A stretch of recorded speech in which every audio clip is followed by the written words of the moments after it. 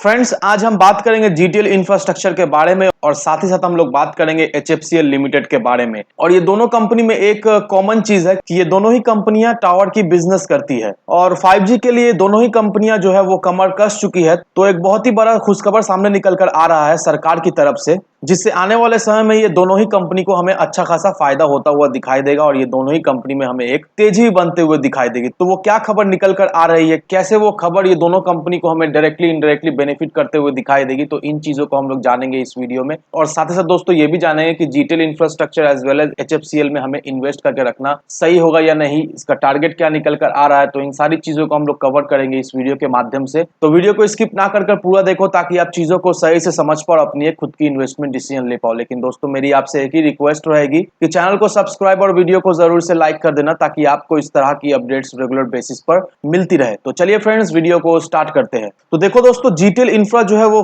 पूरी तरीका से 5G के लिए तैयार हो चुका है। उन्होंने अपने वेबसाइट पर मेंशन किया हुआ है कि वो लोग पूरी तरीका से 5G के लिए तैयार बैठे हुए हैं और आने वाले समय में वो लोग अपने कारोबार को तेजी से बढ़ाएंगे। फिलहाल उनके पास 28,000 टावर्स है और उनकी जो सर्विसेज है वो बहुत ही तेजी से आगे बढ़ रही है। और जिस तरह से उनका कहना है कि हर कंपनीज को वो लोग सर्विस देती है, इंफ्रास्ट्रक्चर शेयरिंग के लिए कंपनी जो है वो पूरी तरीके से तैयार बैठी हुई है। और सबसे बड़ी बात ये निकल कर आ रही है दोस्तों कि उनके जो कस्टमर्स है, जैसे कि जियो है, एयरटेल है, टाटा कम्युनिकेशन है, वोडाफोन आइडिया है, बीएसएनएल है, उनके क्लाइंट को जो है वो दोनों तरफ के ऑप्शंस प्रोवाइड करते हैं। वो चाहे तो नॉर्मल इलेक्ट्रिसिटी से टावर को बिजली दे सकते हैं या फिर ग्रीन एनर्जी के माध्यम से भी वो लोग टावर को जो है वो पावर दे सकते हैं। तो देखा जाए तो दोनों तरफ की ऑप्शंस इनके पास है। और ये लोग क्या करते हैं, ये लोग पूरी तरीका से इंफ्रास्ट्रक्चर जो है वो डेवलप करके देते हैं और हर एक फैसिलिटीज देते हैं अपने क्लाइंट्स को। और इसीलिए कंपनी जो है वो अब कमाल करने वाली है और बिल्कुल ही समय आ चुका है कि यहाँ पर आपको अभी इन्वेस्टमेंट करना चाहिए। फ्रेंड्स, अब इस आर्टिकल को देखो दोस्तों, यहाँ पर गवर्नमेंट की तरफ से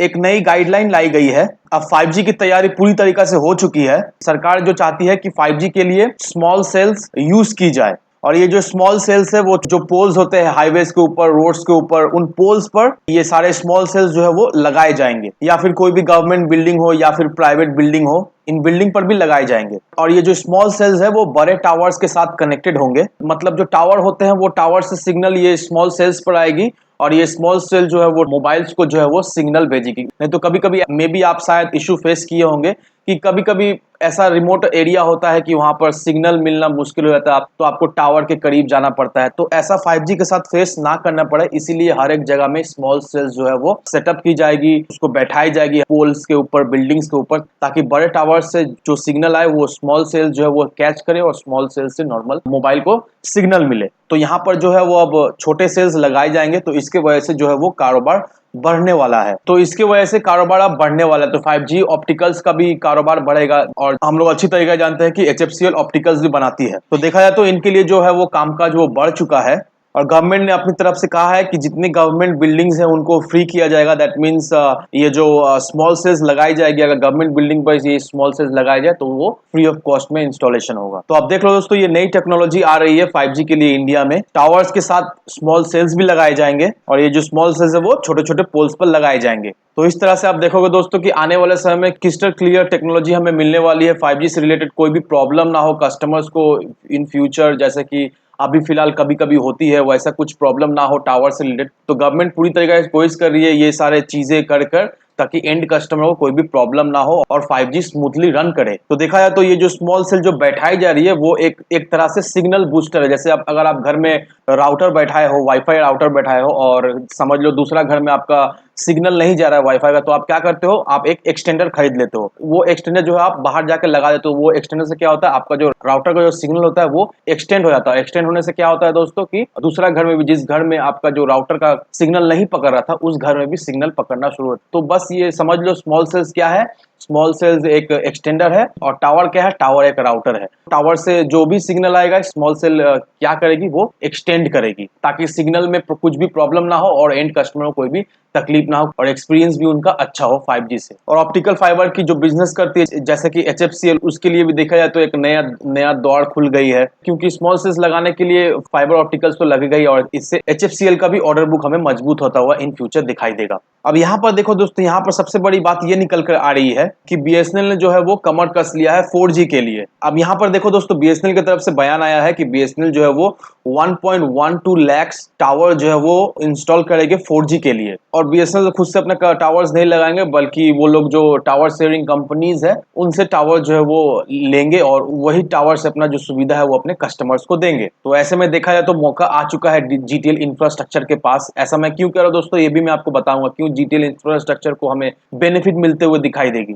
यहाँ पर बीएसएनएल उनके साथ भी टेलीकॉम टावर शेयरिंग के कामकाज करेगी। तो बीएसएनएल फिलहाल अभी 4G ला रही है, लेकिन उनके तरफ से ये भी बयान आया है कि 5G भी वो लोग रोल आउट करेंगे बहुत ही जल्द, लेकिन अभी थोड़ा टाइम लगेगा। अभी तो वो लोग 3G से अभी फुल तरीका से 4G में स्विच कर रहे हैं, तो 4G कुछ समय चलेगा, उसके बाद ही 5G आते हुए हमें दिखाई देगी। तो देखा जाए तो ये 1.12 लाख जो टावर रोल आउट करने का प्लान कर रही है बीएसएनएल, ये कम टावर नहीं होता दोस्तों। और हम लोग ऑलरेडी देख चुके हैं कि जीटेल इंफ्रास्ट्रक्चर का क्लाइंट कौन कौन है। बीएसएनएल है, एयरटेल है, जियो है, वोडाफोन इंडिया है, तो ये इनके क्लाइंट्स है। तो यहाँ पर देखो इनके क्लाइंट लिस्ट में बीएसएनएल भी शामिल है। तो नो डाउट दोस्तों, जीटेल इंफ्रास्ट्रक्चर को ये जो 1.12 लाख जो टावर रोल आउट करने का बीएसएनएल प्लान बना रही है, इसका ऑर्डर जो है वो जीटेल को भी हमें मिलता हुआ दिखाई देगा। फ्रेंड्स, अगर आप यहाँ पर देखोगे टॉप 10 जो टेलीकॉम टावर कंपनीज हैं इंडिया में, सबसे पहला जो आता है एस्टर प्राइवेट लिमिटेड, और जो दूसरा कंपनी आता है वो जीटीएल इंफ्रास्ट्रक्चर लिमिटेड, और जो तीसरा कंपनी आता है वो एचएफसीएल लिमिटेड। तो आप देख लो दोस्तों, टॉप 3 में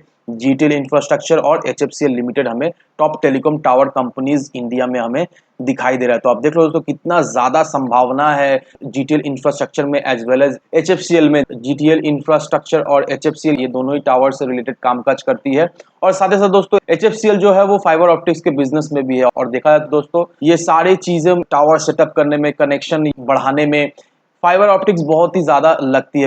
विदाउट फाइबर ऑप्टिक्स के ये काम काज होने वाला है नहीं। और एचएफसीएल जो है वो एक बहुत ही दिग्गज कंपनी है फाइबर ऑप्टिक्स की। अगर बात करें तो एचएफसीएल का नाम एक रिनाउंड कंपनी में आता है। और इससे क्या होगा दोस्तों, एचएफसीएल का ऑर्डर बुक भी हमें मजबूत होता हुआ दिखाई देगा। और आने वाले समय में दोस्तों, जिस तरह से सरकार ये जो स्कीम्स ला रही है, स्मॉल सेल सेटअप करने की बात कर रही है, तो इससे क्या होगा दोस्तों, इससे जीटीएल इंफ्रा को और एचएफसीएल को बहुत ज्यादा ही बेनिफिट मिलते हुए हमें दिखाई देगी। और आने वाले समय में इनका जो ऑर्डर बुक है वो भी हमें मजबूत होता हुआ दिखाई देगा। तो दोनों ही कंपनी एक इन्वेस्टमेंट करने लायक कंपनीज है। लेकिन दोस्तों, मेरी सलाह यही रहेगी कि अगर आप सोच रहे हो जीटीएल इंफ्रास्ट्रक्चर में इन्वेस्ट करने का, तो जरूर से आप इन्वेस्ट करें, लेकिन लिमिटेड क्वांटिटी में इन्वेस्ट करें, क्योंकि जीटीएल इंफ्रा अभी फिलहाल बहुत ही हाई रिस्क स्टॉक है। तो सलाह यही रहेगी कि लिमिटेड क्वांटिटी में इन्वेस्ट करें। क्योंकि यहाँ पर देखो दोस्तों, अगर आप इसके शेयर होल्डिंग पैटर्न को अगर देखोगे तो मार्च के क्वार्टर में डीआईएस ने अपना होल्डिंग जो है वो घटाकर 49.94% का कर दिया है। वहीं अगर आप दिसंबर के डीआईएस होल्डिंग्स को देखोगे दोस्तों, 51.72% का हुआ करता था, लेकिन अभी डीआईएस ने भी होल्डिंग्स अपना जीटीएल में घटा दिया है। वहीं अगर आप एफआईएस के होल्डिंग्स को भी अगर देखोगे दोस्तों, 1.9% का हुआ करता था दिसंबर के महीने में, वो घटकर अभी 1.38% का हो चुका है। तो ये सारे चीज को मद्देनजर रखते हुए आपको जीटीएल में अपना एक इन्वेस्टमेंट डिसीजन लेना है। इसीलिए मैं आपको बता रहा हूं कि जीटीएल इंफ्रा में अगर आप इन्वेस्ट करने को सोच रहे हो तो बहुत ही लिमिटेड क्वांटिटी में इन्वेस्ट करें। उतना ही इन्वेस्ट करें कि अगर आपको लॉस हो तो आपको कोई फर्क ना पड़े, उतना ही इन्वेस्ट करें। ज्यादा इन्वेस्ट करने की गलती बिल्कुल ही ना करें अभी फिलहाल इस सिचुएशन में। और अगर आप सोच रहे हो एचएफसीएल में इन्वेस्ट करने का, नो डाउट दोस्तों, एचएफसीएल में आप इन्वेस्ट कर सकते हो। आने वाले समय में एचएफसीएल हमें 150-200 रुपए के लेवल में बहुत ही जल्द हमें